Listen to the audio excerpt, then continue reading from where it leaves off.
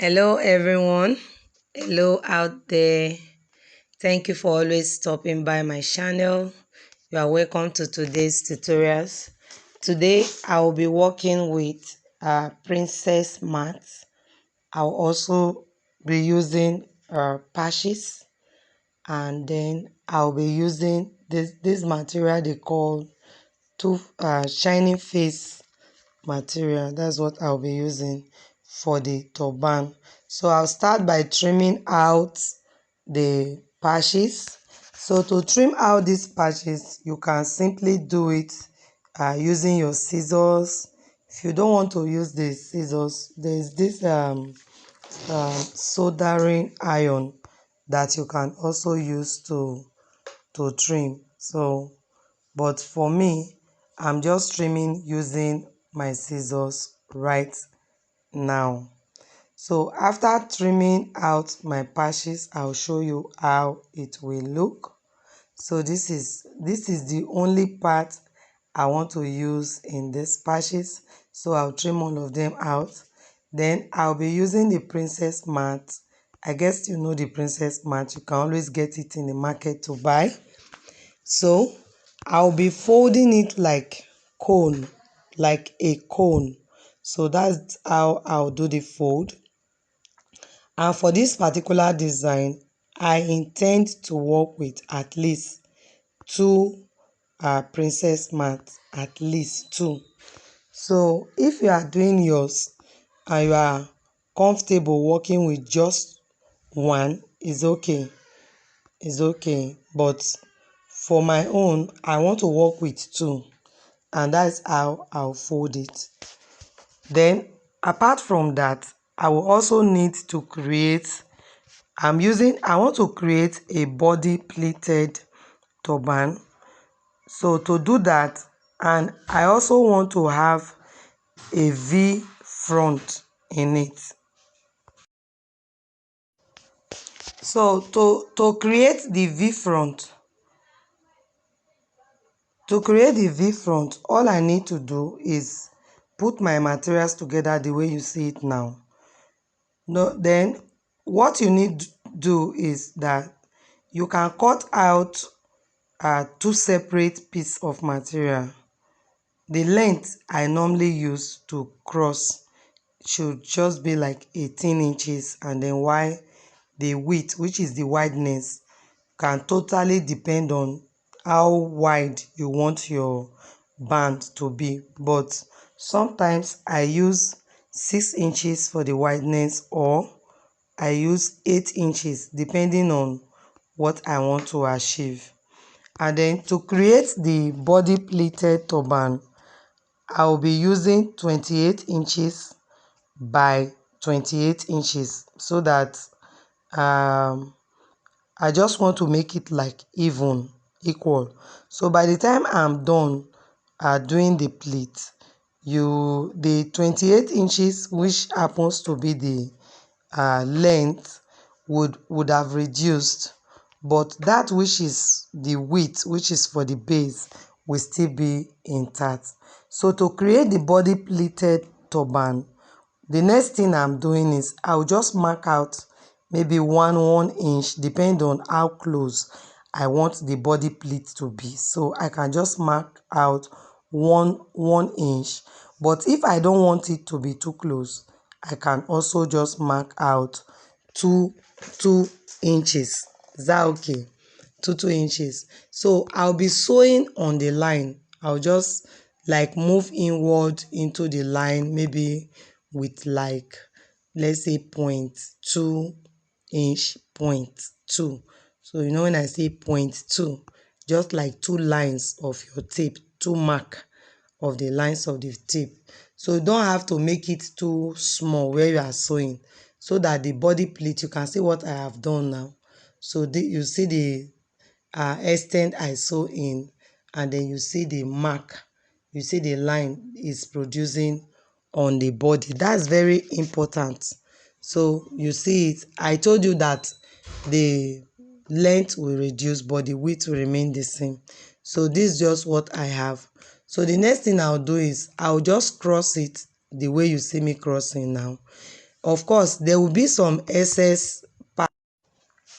So after crossing it like this, I don't really need to worry about the excess part behind.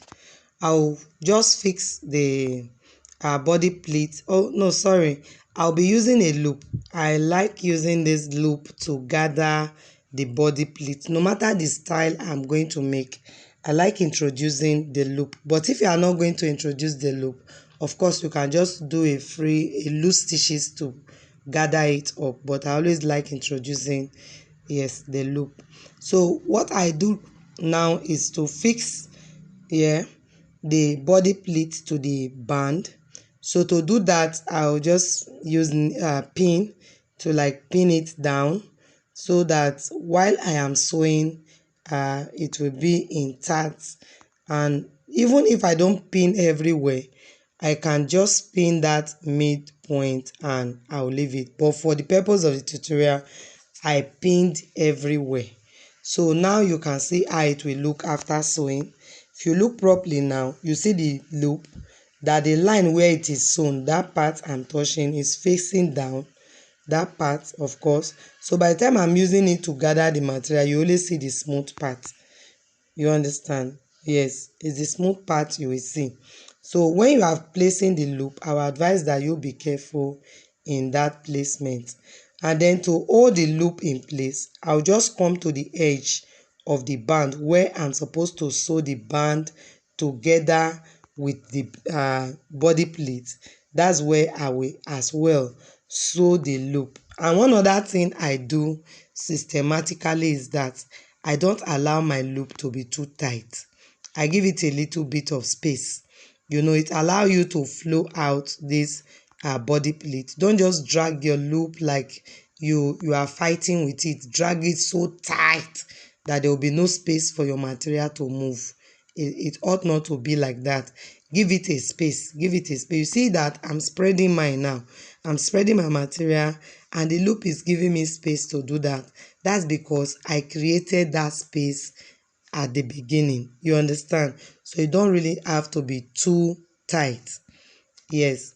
So when I open it up like this, the plan is opening it up, spreading out the body pleat, and then taking my measurement. So to do that, you can just see I folded from the middle. So after folding from that part, I will use my measurement tape, the tape, and then I'll take the exact measurement I'll be needing for the head. Of course, if I work with 10.5, it's perfect. Even 10 is okay, but to be on the safe side, I always work with 10.5 so that you don't have it becoming too tight and having to lose. It's better is a little bit free, you understand? So when I take 10.5, here's the part where body pleat is trickish. When I take 10.5 now, so when I take 10.5 for the base, it is for the base or the band. Now, I will spread my stitches to the end of the material. I told you I used what? 28 by 28. So I will spread my sewing to the very end. You see where I'm marking? It's just for your understanding. Do you understand? Just for your understanding. The only part I will sew with 10.5 is the band. After that, I will extend it to the full part of that 28 by 28. Now, what this will do for me is that you can see how it's spread now. So you see that the base is narrow, but you see that the other part is, how do I say it now, wider than the base. So it allows your body pleat to fall down, not standing on top. I see some people, they make body pleat and the body pleat will just be standing on top. It ought not to be, you understand, suspended. It ought not to be suspended. So please, just take this correction and your work will be perfect. That's what I look out for from my subscribers. I want to first of all say thank you to those of you that send me your work. I love you. As in, I love you all for sending those work. In short, some of the work I saw. They are so encouraging. I sent somebody that WhatsApp at work to me. I said, your own is even more beautiful than my own. Man, it was perfect. I love it. I am so glad because I have this feeling of accomplishment, fulfillment, that people are actually learning and they are able to do that which they need to do. You understand? And through my channel, people are already creating their own stuff and making the little that they can make. I pray that the Lord will increase you all right. So what I am doing now is creating my cone. I told you before, but I added a little bit of beads to it. That's because I just want to add a little bit of embellishment. So adding the bead to it, folding the cone, what I did is that I also folded my cone separately. So if you like, you can fold it separately. If you don't, you can add the both of them together, hold it firm, and then fold at once. So it's not compulsory you fold separately, but for me, I did that. I folded separately. So the next thing I'm doing is I look for a suitable position to place it on the turban.